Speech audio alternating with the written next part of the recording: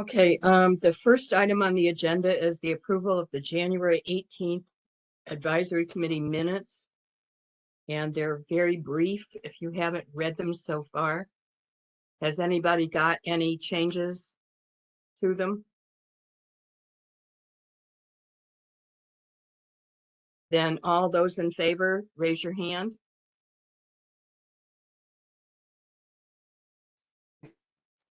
We have enough hands, Karen? Sorry, I had my screen moved.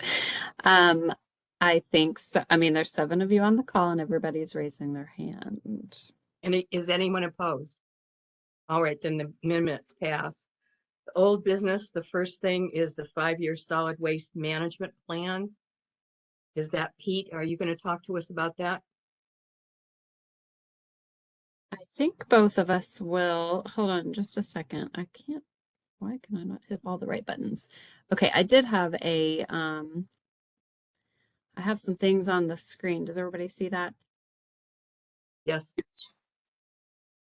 Okay, so I basically just did some quick screenshots of that so that we could see some of these up close. I don't know if it was the best way to do it, but I sent the document of all of those specific actions.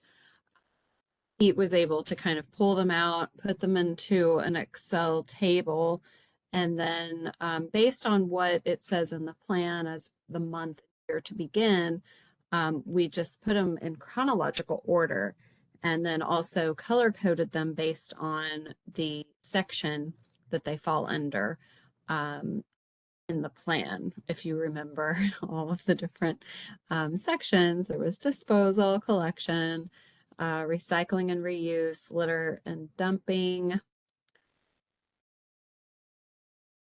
think that's all of them. So anyway, so we can kind of talk through these. You know, this was sent to you early, so hopefully everybody had a chance to kind of look at it again. What I didn't pull up, Pete, was those 4 major themes that you had mentioned presentation about the plan, but you know, today's topic really is to try to work out an action plan for the advisory committee and propose that to the board. At the board meeting last month, we didn't really get a whole lot of direction from them, except that, of course, you know, they do rely on the advisory committee to do some of the detailed work. So, so it seems maybe better to just propose some of our plan. If we're going to form committees, little subcommittees, then and we can share that with the board next week. So that's kind of my vision for this discussion. Pete, you got anything else? I think that's what we need to do. I wouldn't mind going through these and updating people because things have been moving already. Can you tell me how many pages there are of this document? On the PDF, there's 3, a front and back of a sheet, and then a little bit more on the third. Okay. Karen, would it be easier to pull up the actual I can document instead of I think it'd give a better continuity of thought, at least for me. I can do that. Hold on. Remember all the buttons to push. I have it up too, just in a different.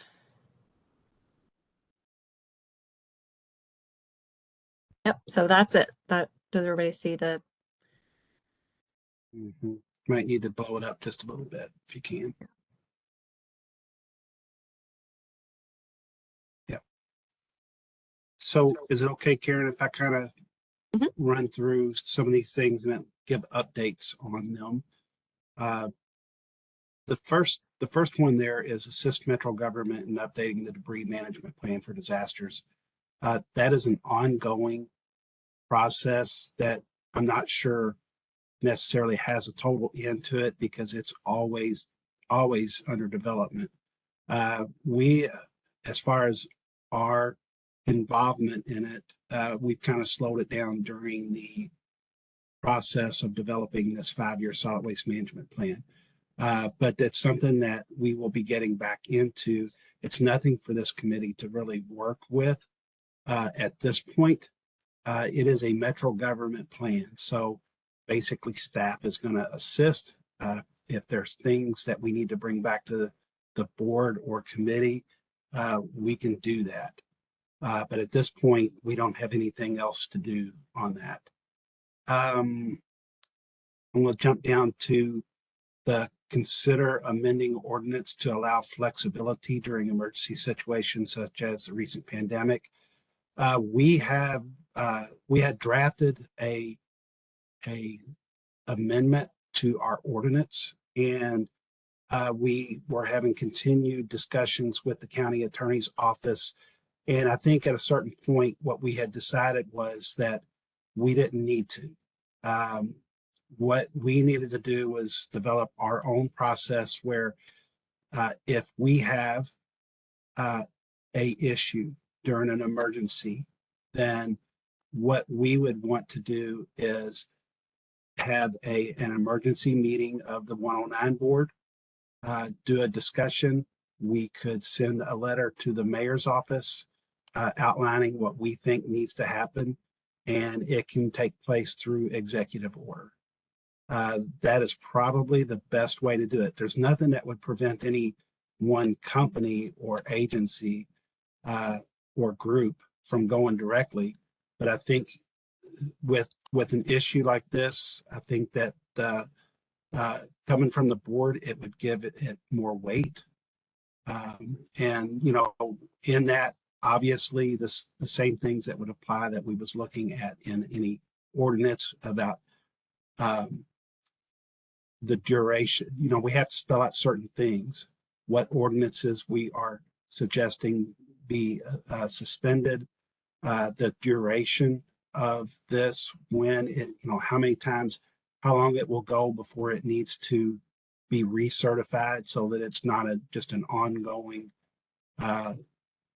executive order, what kind of materials we're talking about, you know, so that way, I think that is really the best way to handle it. So if there is an emergency and waste haulers come to this board, want an emergency meeting, we do that.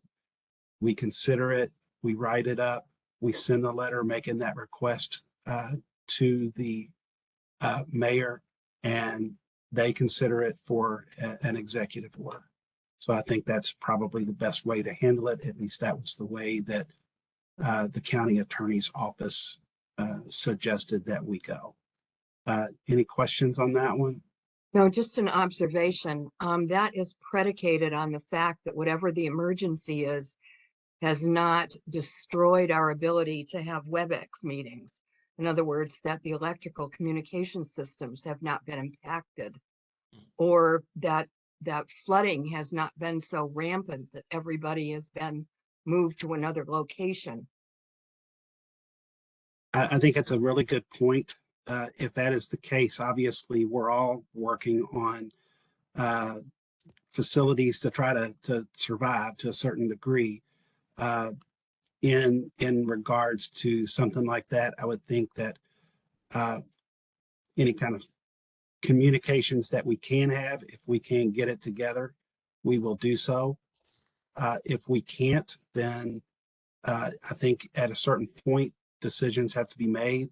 Mayor's office may take it upon themselves to do the executive order based upon the needs of the Emergency Operations Center downtown. So at a certain point, I do think that once the board is able to convene, the board would want to do so. But I don't think that it has to be.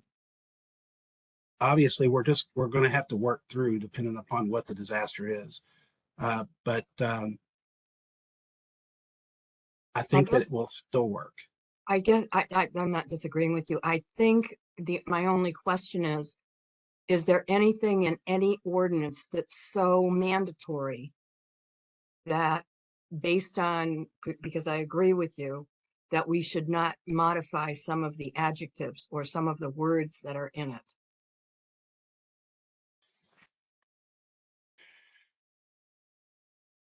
I would have to think about that. I think that that's something that maybe we can look at the wording. I honestly believe that our ordinance needs to be updated anyway. So maybe we can take care of it in that process. So yeah, I think that's something that we should look at, Sandra. I think it's a good point. I'm just not sure where we do that and when. Karen, if you can kind of scroll down.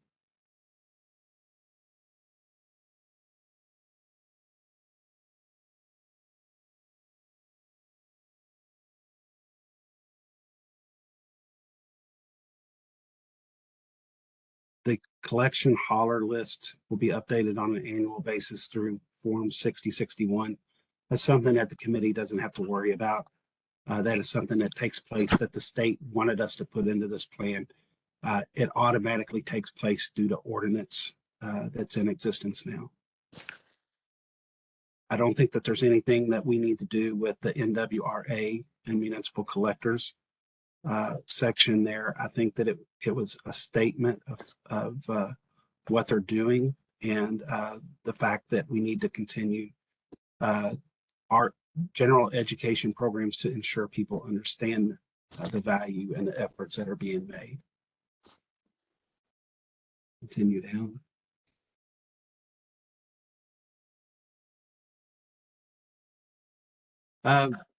Just a little bit to talk about the litter education and outreach messaging. The board approved that late last year, and we have been in the process of working through that with the field trip, and we're hoping that that messaging will come out sometime late March. Is that right, Karen? Late March, April? All right. No, it should be late February, early March. Well, good, even sooner. Very soon. So we're hoping that, and we've updated the board on the progress of that, and I think that we've got something good going on. So hopefully you guys will be seeing that. So that's not something that we necessarily have to work on right now. So we can kind of scratch that one a little bit. The negotiate a new community host agreement. That is something that we've talked about. We've already had a committee. I think it's just getting that now that we've got the 5-year plan complete. It's a matter of getting that committee together to start working on that. If you can scroll down a little bit more, Karen.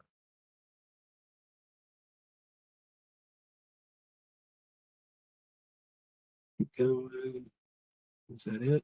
That's it for that page, and it's going to jump to that page. Okay. On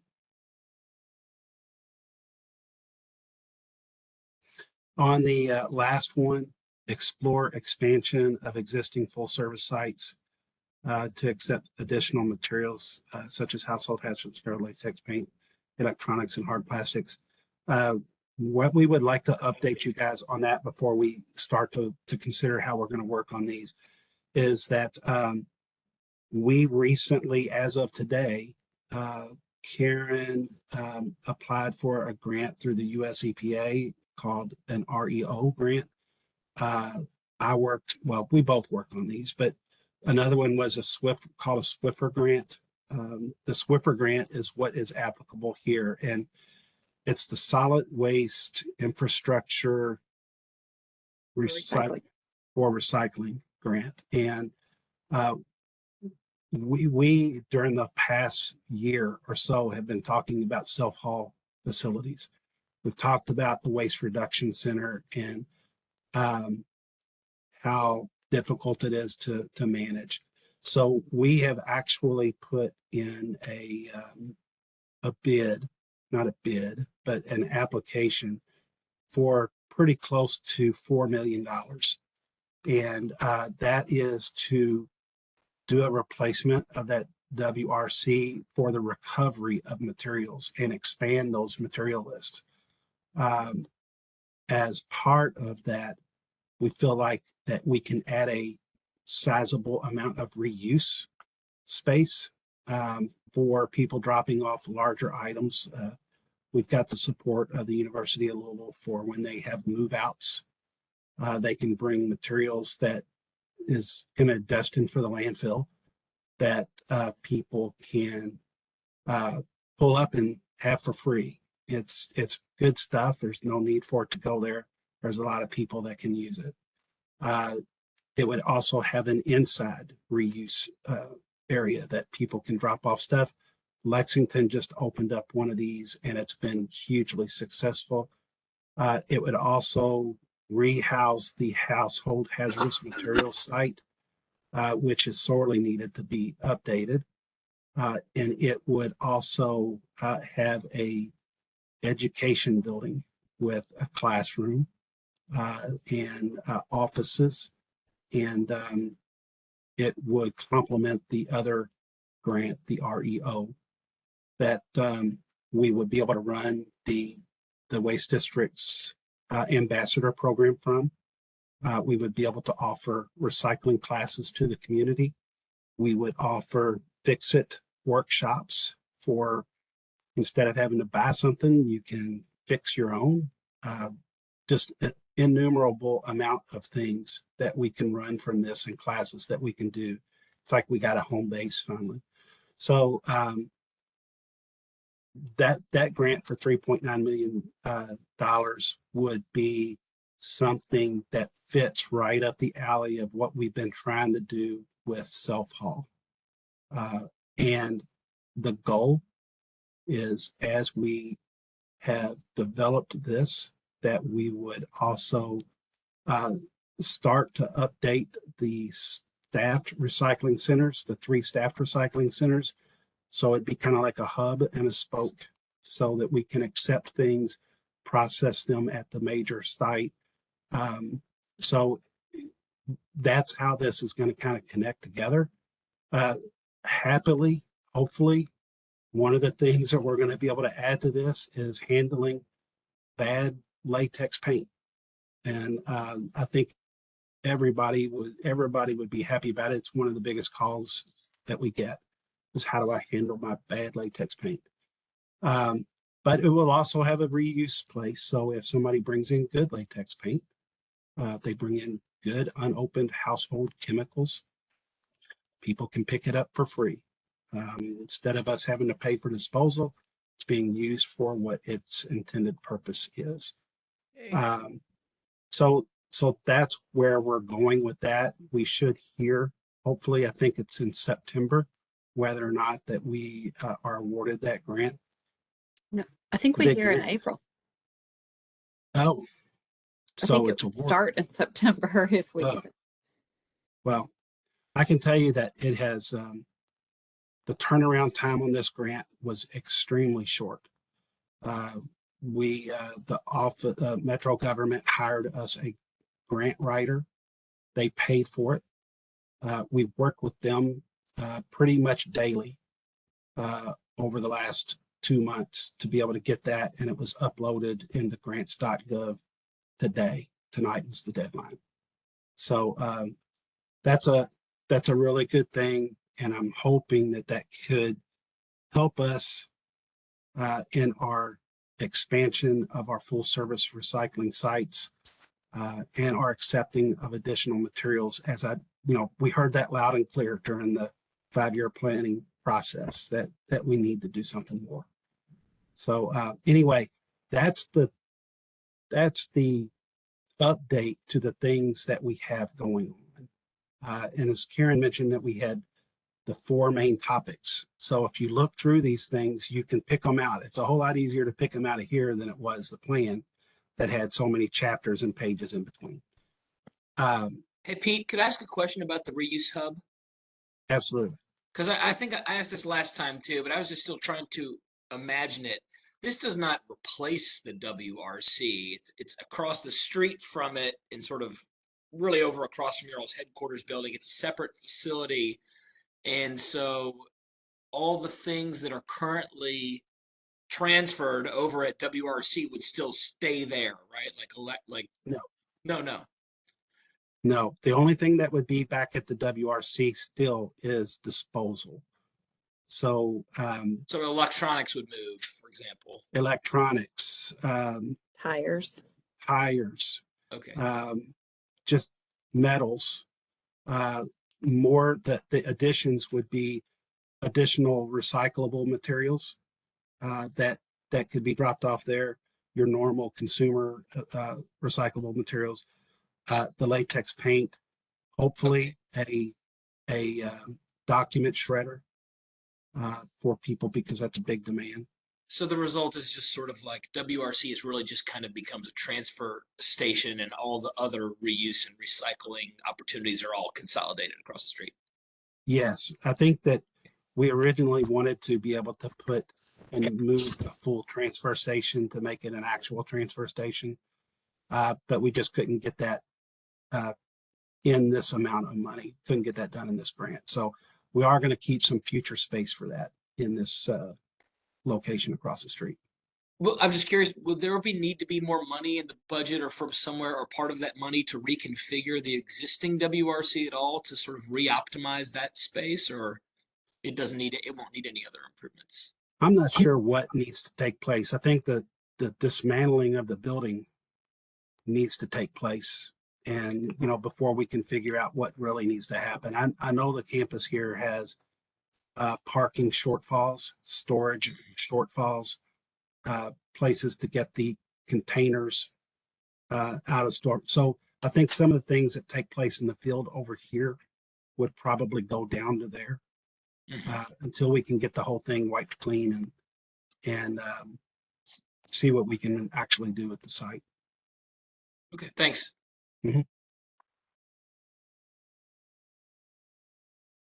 So going back to the four major themes, obviously this is education heavy. And Karen, if you can kind of go back up.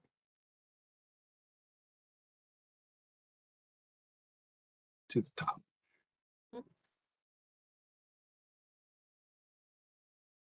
You'll see that a lot of the different chapters had something very similar, which was create outreach programs for each waste sector.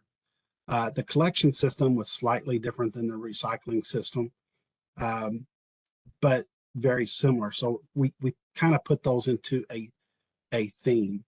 So you have outreach, education and outreach for each sector.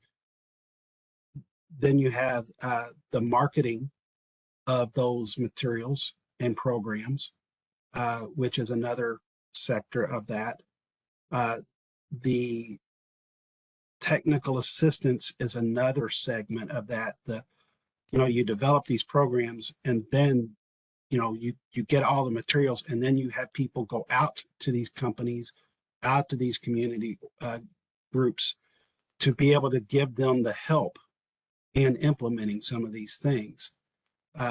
So that is another one. The other parts of this was the construction and demolition material that we wanted to work on, and that was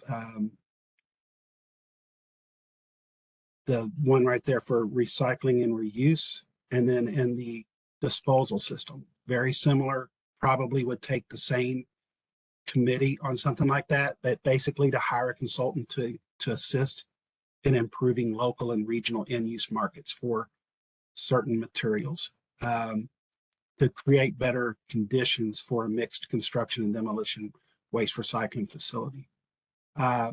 We'd also want that to look at an influx of spent electric vehicle batteries because it's coming.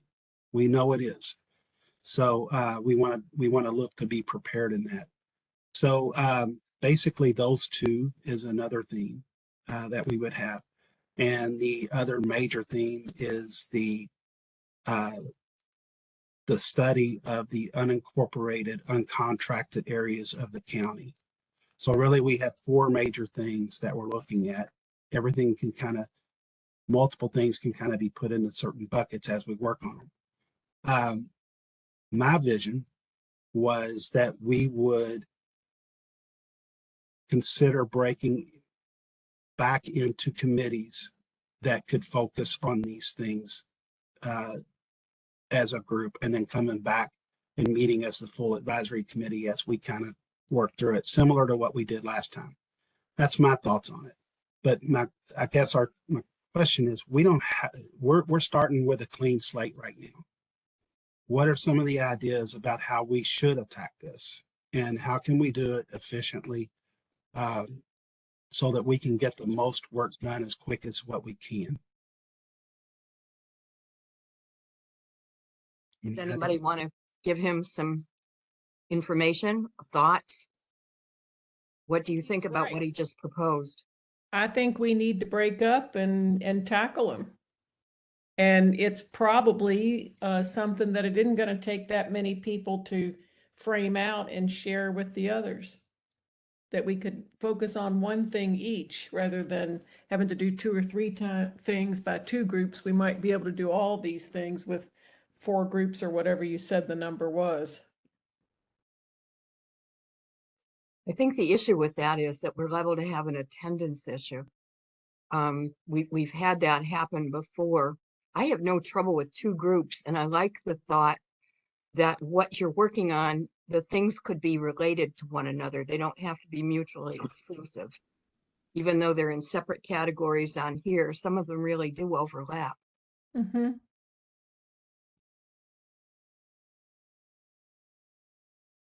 And I'll go anyway. I just want to do something. Yeah, I agree with you. And I think the other thing about the subcommittees is that's an easy opportunity to ask a lot of questions. And even though I ask ones very often that are quite dumb, I usually get really great answers. And it's easier to do that in a small group than it is in a large group. I don't think you've convinced anybody that you're dumb, but point taken.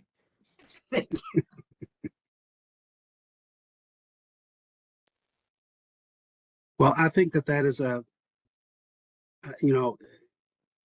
that's the way that we should do it. So that it's a matter of, I think that we would want to put people that have a passion for education on those committees that really kind of focus on outreach, education outreach, and technical assistance.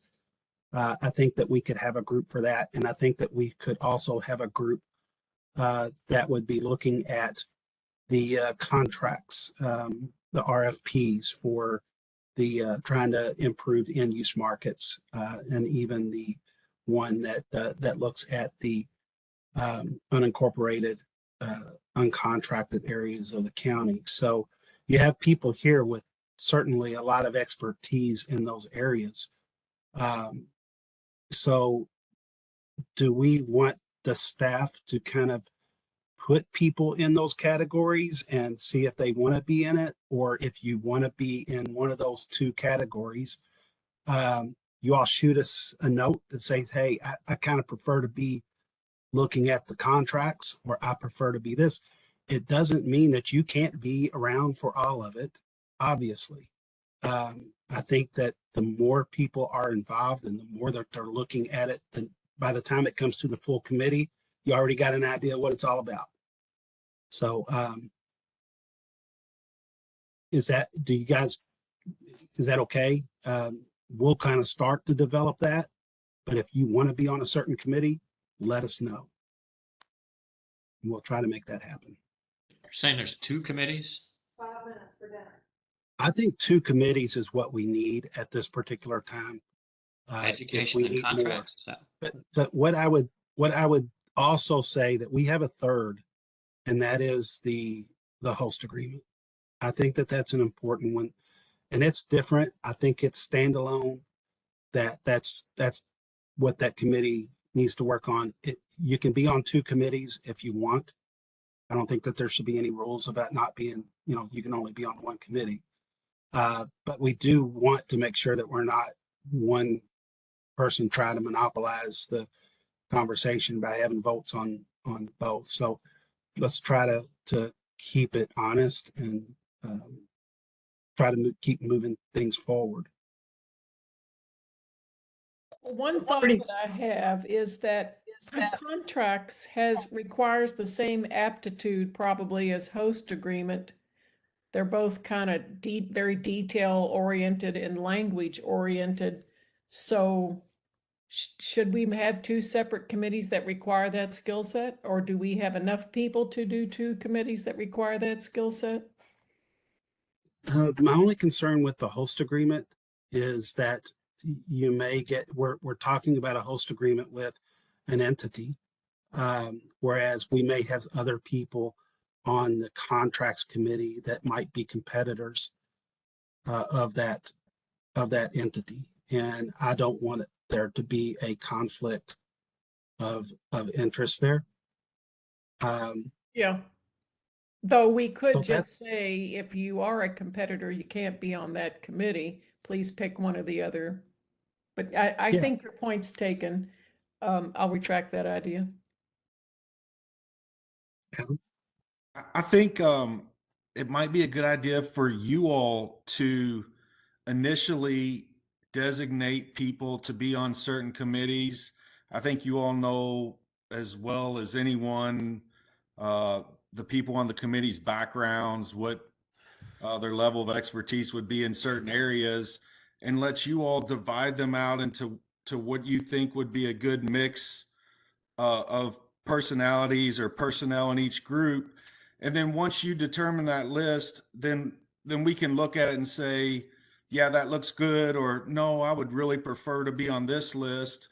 But I think as far as just trying to get a couple initial committees thrown together, I think if you all, like I said, with your expertise in us, could do a really good job putting something together. And then again, it could always be changed, or you could suggest being on a different committee or different, but I think that would be a good way just to get started. Second the motion. I agree too. Yep. Agreed. Except I No think problem. Sandra and I should be on different committees so we can both cover the bases of how well things are written. Sounds like a good idea to me. Oh my gosh. Pete's already There we losing go. his Gotta hair. get- I Pete's know, poor rubbing his Pete. head. I did want to say one or two other things. First, all of the work that we've done over the past several years, I don't think is work that has to end. I believe that like there was a section in here on the capture rate studies. I believe that that's a continuation of the work that we were doing previously. The self-haul stuff, I believe that that's a continuation of what we've done. But the one thing, I know that we went through this 5-year solid waste management planning process, but I also want people to think that that's also a document that can change if we will go through the right channels. So if there is something that comes up, if there is something that somebody feels strongly about that we maybe have missed, or they have an idea that they want to change something, there is always a process for making those changes. And the first step of that is deciding whether it would be a major or a minor change to the 5-year solid waste management plan. If it's minor, it goes through without having to open it up to a 30-day public comment period, just like we had to do for the other thing. If it's a major thing, we might have to send notice to the state, confirm that it's a major change, let them tell us, yes, you have to go through an official amendment process, and we can do that. I don't want people to think that we can't. We're stuck with what we have. Somebody might invent the better light bulb before the 5 years is out. And we have to be ready and willing to be flexible enough to understand that we do have the power to change things if we need to. And after that, I don't have anything else. That's also the bulk of the agenda. Is there anything else that any of you would like to add, talk about? Did John Sacco ever contact you?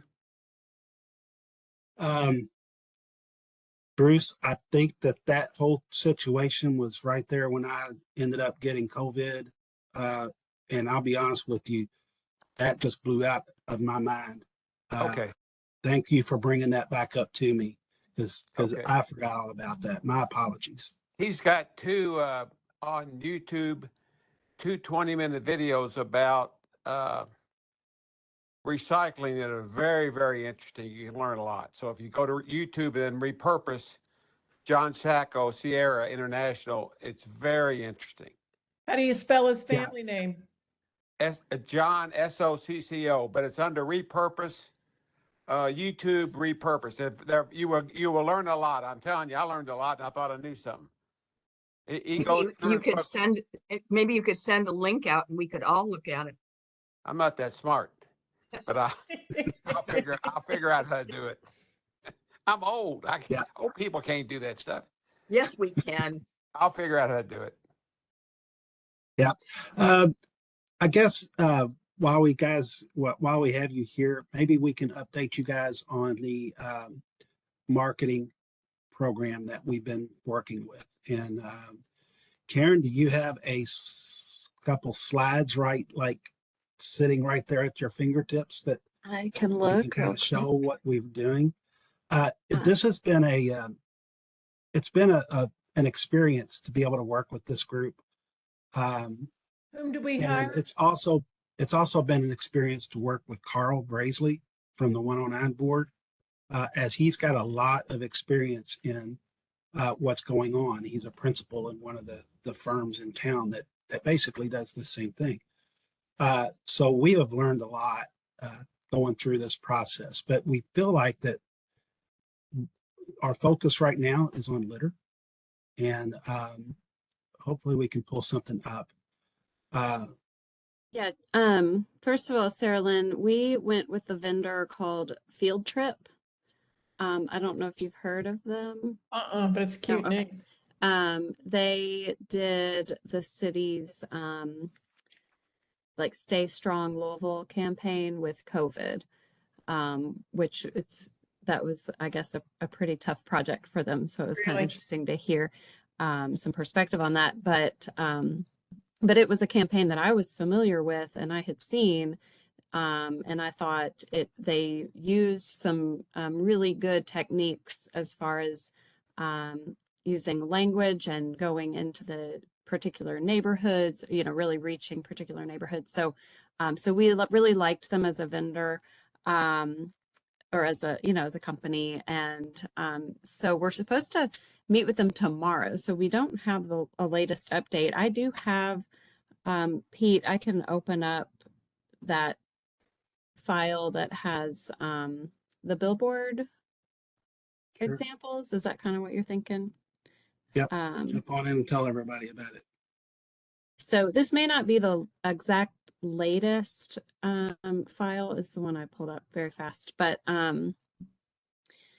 their idea is this, it adds up is kind of the tagline here, and every piece makes a difference, and kind of using images of litter to have that impact. And I think these were preliminary posters.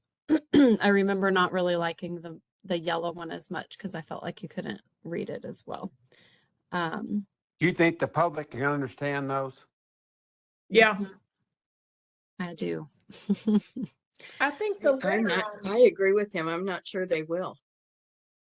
really. Just remember that this is only a part of this, and the conversation that kind of goes along with this is important.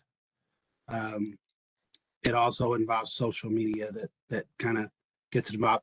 It's an eye catcher that hopefully brings people to a landing page where we can get them more information and then cause them to become, I guess, activists to the issue and do an action. So one is capturing them. There's a certain amount of people that are going to listen. If somebody wants to go further, we get them. And then somebody that's willing to go and be a ambassador of sorts and do cleanups and stuff like that. We need to have that ability there for them to do that. Yeah, and this is our first, we're starting with litter. It's the first campaign. It'll last for about 90 days. And we'll have the ability to print posters that can be, there will be some specifics to neighborhoods. We can actually have some things printed if anybody maybe at a community center or something wants to have something with a little bit more personal touch to it. I'm on this page. I wanted to share the digital ads aren't always something it's easy to understand. We see them all the time. We just might not realize how much they're targeted toward us.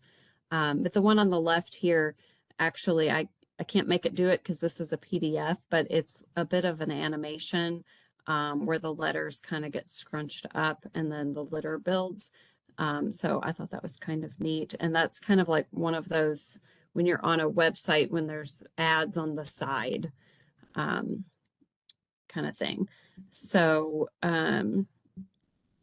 so this document came to us in November. So there's could be some slight edits to some of the things, but they shared with us everything, after surveying us and talking to a lot of different people and learning, this was more of their envision document. So this is kind of like, this is their concept and what they came up with after all of that learning. And of course they gave all kinds of reasons there as to why, why they chose what to do. This was kind of like the messaging, what we want, what you kind of eventually get to. That's kind of what Pete was talking about. It's very much an awareness campaign. So, and this is a vendor that, we have them for a year for sure. And we're hoping the board will continue, that we can just keep doing more and more campaigns. This is something I think we've needed for a long time. So Spanish, will they be doing anything in Spanish? yeah. And so the landing page is what we're going to discuss tomorrow. We've discussed it some. Sorry, I'm trying to get to a slide that we can look at for a second. But when someone comes across this ad, they can click it. It'll say something like, click for more info, that kind of thing, or there will be a way to get to it from a poster. But the landing page is going to give them just that little bit more info. And then at the end, they can do, which this is what we have to discuss officially what we're saying, but it like a contact us kind of form. So we're going to know if they want to learn even more and they want to really get involved, we can help them do that.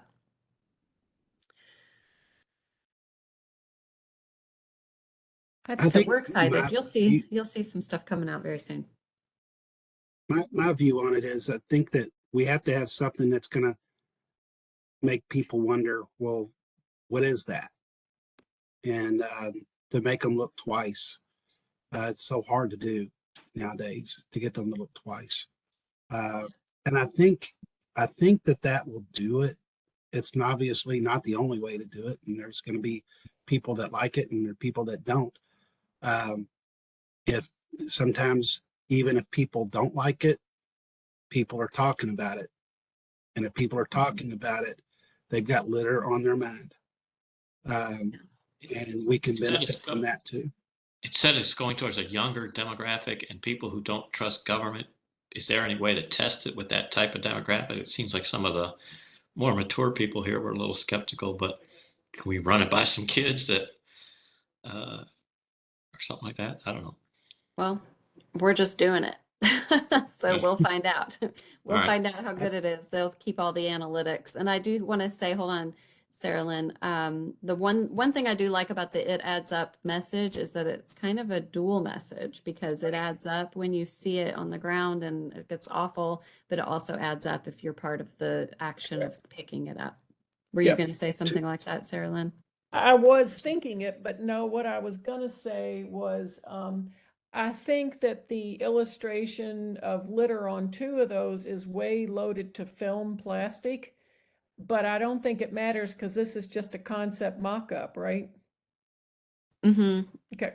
Yeah, I don't know. I don't know that we have the official, that was kind of like the preliminary look. And then, I know they made some edits to it, but I don't think I have those yet. Good. I wanted to go back to Greg's concern there about the Demographic. different groups. And the one thing, and I know it's in this process and everything that we talked about, you put people into certain categories that your target is. And definitely you have people that are not going to get this at all. They don't want to get it, for whatever reason, and on down to people that would. But the secondary target in what we're trying to do and where we'll target some of the social media type stuff is that younger generation. I don't think that we have to too much worry about Bruce and Sandra and myself going out there and littering the mature people in the room. Studies will tell you that it's the 18 to 34-year-olds that are 3 times more likely to litter than older folks or more mature folks. So, I think that this company knows what they're doing. And I think that Where do you get that data, Pete? from Keep America Beautiful surveys, Okay. national surveys. One was in 2009, and I think they did another one in 2016. Boy, I can give you that book. That's a read. But they looked at it all across the country. Thank you. And I think it should always have a cigarette butt in every one of them because I'm amazed at the number of people who think cigarette butts biodegrade and therefore it's okay. I don't disagree with that. We'll definitely be bringing that up. Especially If we're not, such a if high it's not in incidence. this campaign, it'll be in another one for sure. Good. Yeah, you can do a whole campaign just on that. Yeah, It's really. like the most commonly littered item. That's The all. other thing- There are not many 18 to 34-year-olds that smoke cigarettes anymore. That's people like us. I don't know. I think if you go I into disagree. I certain think demographics, vaping is it's starting there. a lot of young kids to smoke again. Yeah, that's true. Yeah. Which is different. They're not throwing their vape things out. No, I they don't start the think. vaping, but they get addicted to the nicotine and they are smoking cigarettes again. Also, start Okay. walking Bardstown Road and different places. Yeah. So just keep in mind that this is the first campaign.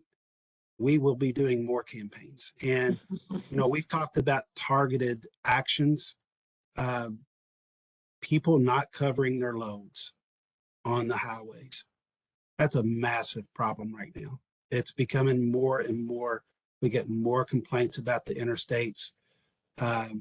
We get it that it's the solid waste trucks. It's just people throwing stuff out their window, although it's pretty difficult to throw stuff out of your window doing 70 miles an hour.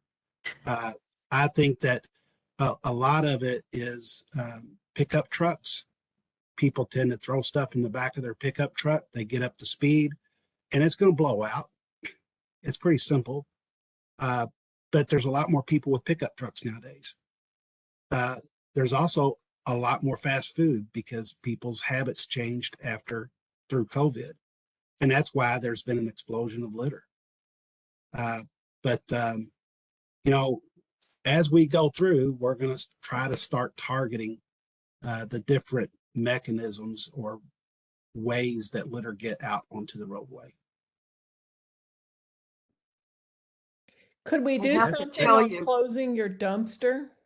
Oh, that would be lovely. Because that's a big source in my opinion. Yeah, I agree. In certain areas, that's even worse than other areas, but maintaining the covers on your dumpsters. How about your trash can? about not setting waste outside of your trash can. Mhm. Because I could tell you in alleys where trash cans are out there a lot and people set stuff beside them, once an animal gets into it, it is everywhere. Yep. You can get more litter from a bag of trash than you can from 50 people going down the road. So solid waste management is another big thing. And that's really one of the reasons that we went to our large item appointment system for the Urban Services District, because it's a much cleaner system. One thing I think we ought to do is come up with something that's visually compelling that the health department can leave at every food service establishment, all of whom have dumpsters, that they can post in maybe near the back door or where, you know, somewhere near where their staff is managing trash to remind them to close that lid. Good idea. Yeah. Good idea. I think messaging like that's pretty good.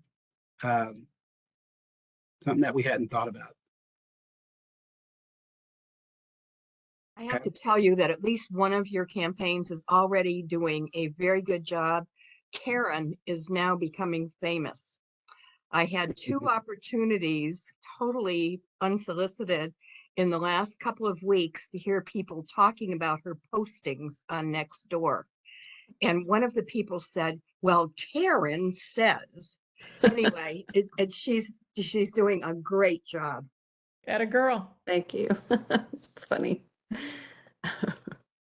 Adam That's a had his hand following. up. Yeah, I have one thing on just maybe the education, being that I'm in the roll-off dumpster business, and I know that that there's stuff that blows out of dumpsters, getting them down the road, but some of the education of loading the dumpsters properly goes a long way in helping the overall well-being of litter in general, not just blowing out, but just for me being able to haul it down the road in a safe and manner to where things aren't going to blow out. A lot of times people put us haulers in very bad positions, having to haul things that aren't necessarily in the best condition to get it down the road without losing something. So maybe looking into future education campaigns, do not fill the dumpster above the top of the container. It's written on every one of my dumpsters, but rarely does it happen. And I think, like I said, I'm definitely have been guilty of it, and I'm sure all haulers fight that battle. So I think that's something we could look into as far as educational campaign. Adam, I'm 110% agree with you. That's an issue. And, you know, at one time we talked about markings on dumpsters and certain signage. I think that's one simple message that if all of the haulers had that on their dumpsters in the same format, Yeah.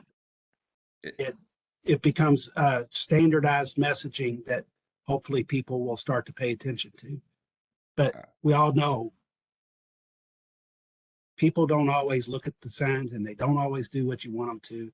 And unfortunately, the person that rents the dumpster is not always the person everybody else in the neighborhood is using the dumpster. So it's a free for all whenever a dumpster is set down.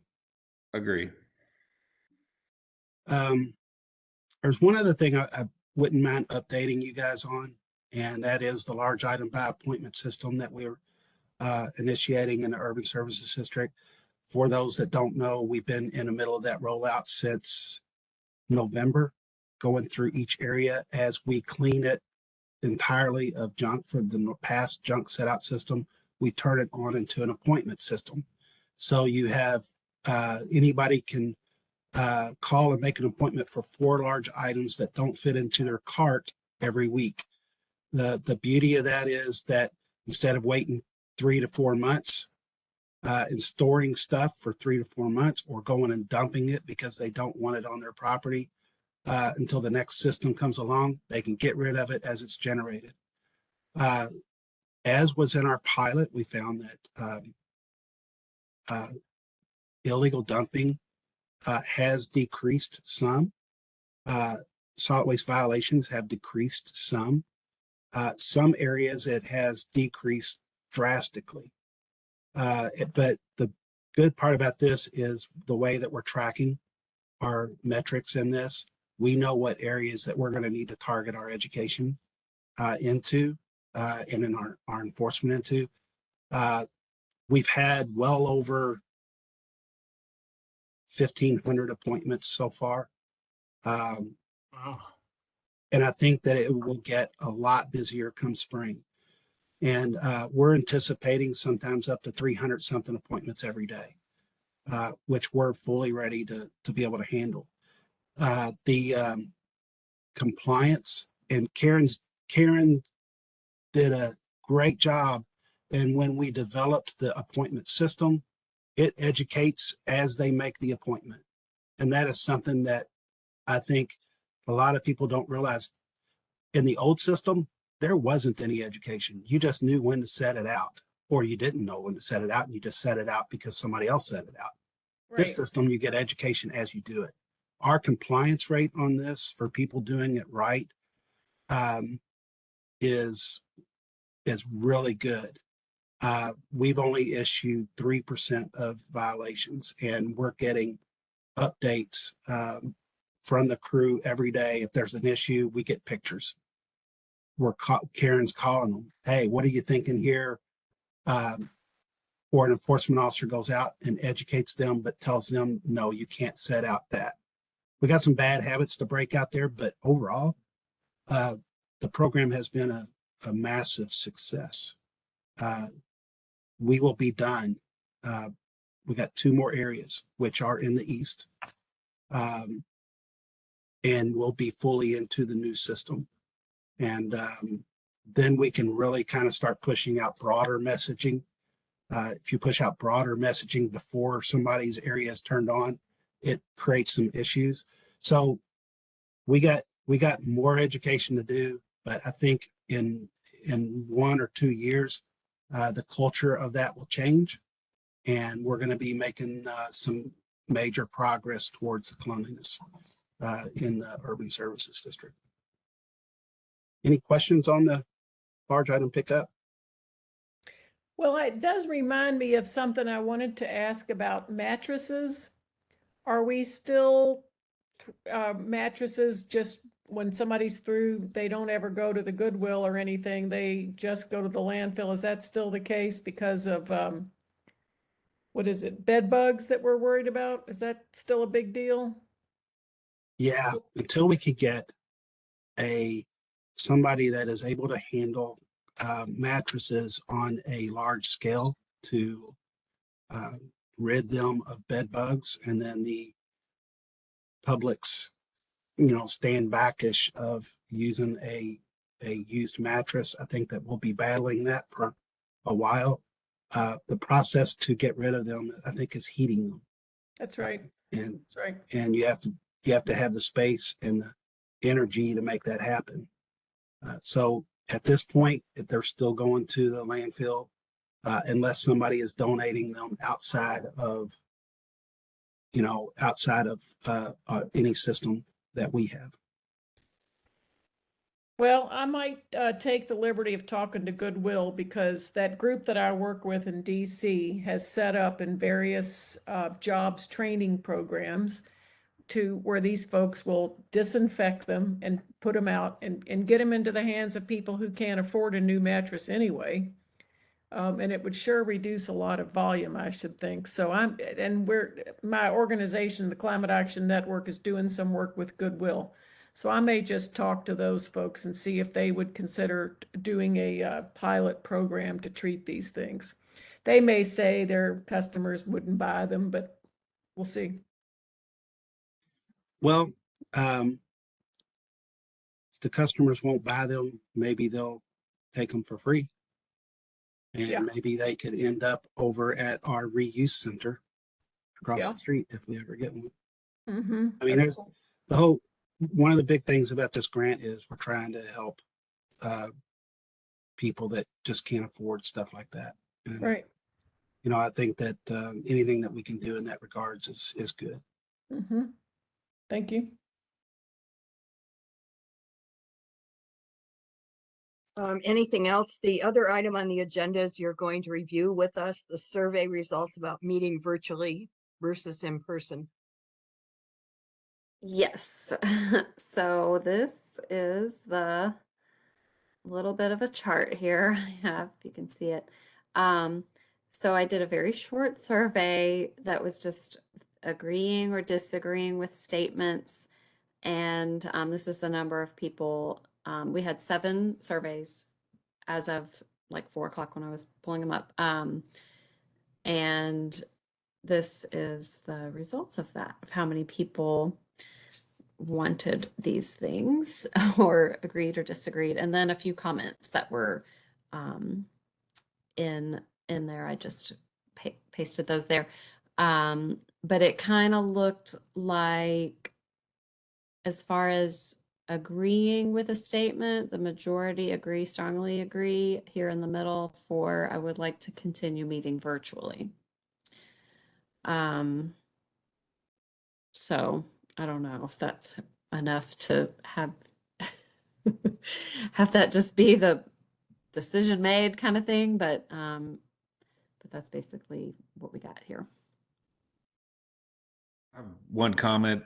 One thing I didn't consider when I filled out the survey was that that we were probably going to get split into subcommittees again, and so therefore then you're having 2 meetings essentially, one with your subcommittee and one with the full committee, and maybe just thinking that through, maybe an in-person meeting with your subcommittee and then remain online with the full committee as something, or as a different option, or I don't know. I didn't, when I filled the survey out, I didn't consider the twice meeting, and I think maybe that might be a lot for most people in person, but I personally would like to see a little bit of in person go on. Maybe it doesn't have to be every time. Maybe, like I said, it could be a mix of both, but I think you make more progress having a little bit of in person. What if this were an item on the subcommittee's first agenda and each committee decided what would work most effectively for them? Then they could bring it back to the advisory committee and we could take a look at what they're thinking. Because I agree with you, Adam. I think to some extent, at some point in time, we need to physically meet one another. I mean, there are people who are signed in today that are on this committee that I've never talked to, I've never seen. And I think we've lost a level of communication that helps us bond together and work together as a team. Yeah. I would say, from staff's perspective, obviously virtually is good, but I'd see the benefit of an in-person meeting. I can tell you, when we had our 5-year solid waste management plan, the hearing, seeing people in person was almost a little bit surreal. It's like these people were never real. I do believe that there's a benefit to us meeting in person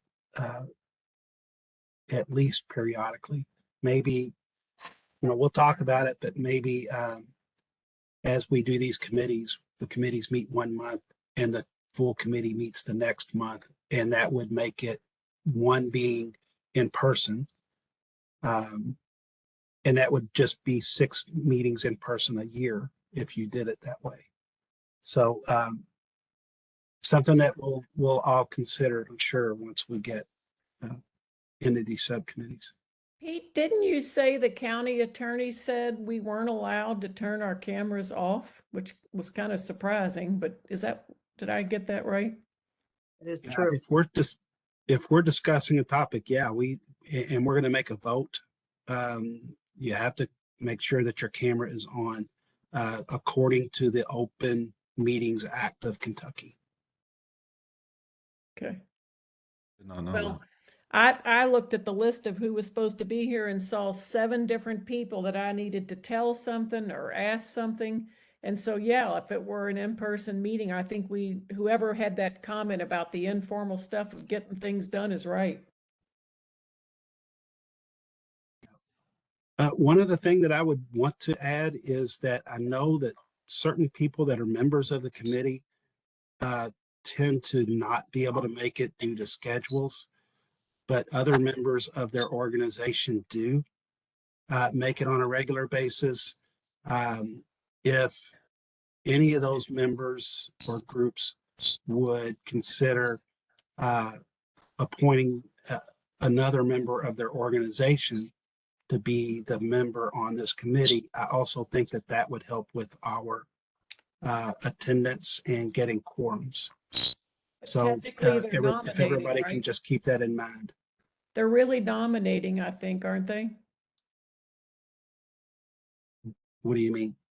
I don't think we can appoint ourselves or a colleague. I think the rules don't even allow proxy. I think that we can nominate to the board, and the board can make the substitution, just to get, not to get too technical, but I think that's the rule. Yes, that is the rule. But if anybody wants, because we've set up, the board has set us up into certain representatives from certain areas of expertise. I think that they would be amenable to any changes that we would want to make from an organization. But yes, we do need to go through that process.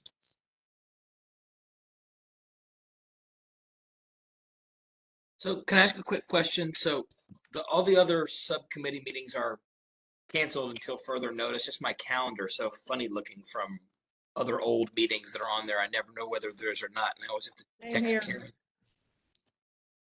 Yeah, I basically was just not going to have any of those subcommittee meetings until we decided as a full committee what to do moving forward after the plan.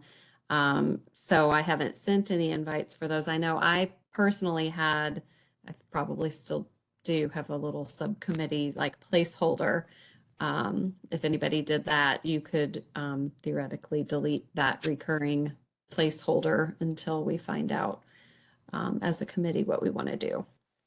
And I guess that'll be us getting back to the committee with some recommendations on splitting up, and then we just have to pick another time and date, which, I mean, we still have that old time and date, days that we met. I don't know if it would still be good for some of those people, but that might be a starting point. Thank you. Before we go, I was hoping, and I mentioned to Sameda on the chat, I was hoping Sameda could share a little bit about her position and what has changed. Sure. Thank you, Karen. So a lot of you may have heard, but our new mayor in Louisville has elevated the sustainability department, which was formerly within the planning department, to its own standalone office within the mayor's office. So we have a new mayor's office of sustainability, and I am going to be leading it, and I am a one-person team at this time with an intern to help. So things are a little bit crazy, but I know that I'm going to be touching base with Pete and Karen soon to just talk about how our offices can work closely together going forward. Sustainability obviously includes waste. That's a huge part of, protecting our environment. And my office is historically focused a little bit more on energy, but I would love to kind of strengthen the work that we do together. So just wanted to give you all an update, and thank you, Karen, for the opportunity. Congratulations. Thank you. Yeah, congratulations to you. I can't think of anybody that would be better for the position. So I'm excited that you're in that position. Thank you so much. That means a lot. Anything else? Is there anybody who wishes to be heard on items pertaining to the agenda who hasn't already been heard? All right, then, the next board meeting is Wednesday, February 22nd, starting at 5:30, and the advisory committee, the next one is Wednesday, March 15th, starting at 4:30. That's all there is. I'll entertain a motion to adjourn. Will staff send us appointment notices for those meetings, please? Calendar entries like you Yes. do? That's really helpful. Yes, Good. and I apologize for if I don't know what was weird about today, and then I've tried to make it better, and I think I made it worse. So sorry, but I think everybody managed to get on. Thank you. Oh, and yeah, I'll move to Thank you. adjourn. Second. Second, Adam. All in favor? Uh, Thank you. Bye, everybody. thank you. Bye. Bye. Thanks, everyone. You too. Bye.